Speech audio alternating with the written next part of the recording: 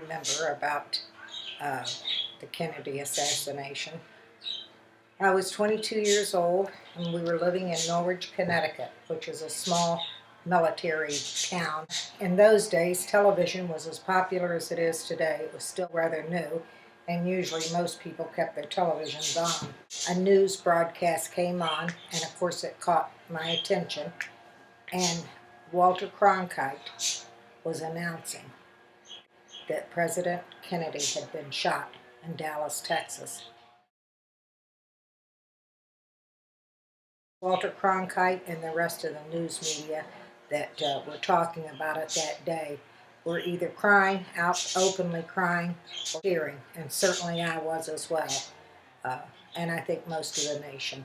It took us all by shock and by surprise, and it was horrible. It had shown his motorcade in Dallas just a few minutes before with his beautiful wife, and he was waving and happy. He was waving at all the people that had lined the streets to meet and greet him in Dallas, and then the shot rang out. And at first, because there was so much motorcade, you thought it was a motorcycle, or you thought it was a car backfiring. And then you saw him lunge forward and then fell backwards, and you knew.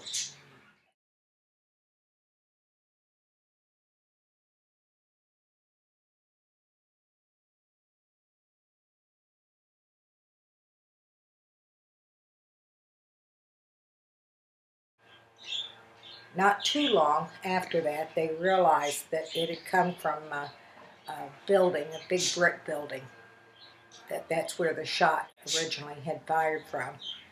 And probably, I'm saying as I remember, 24 hours later, they had arrested the fella, and he too was shot right on television, right in front of everyone.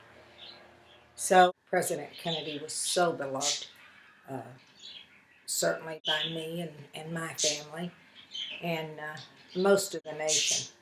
Uh, it was a terrible, terrible day, and one that will live in our hearts forever.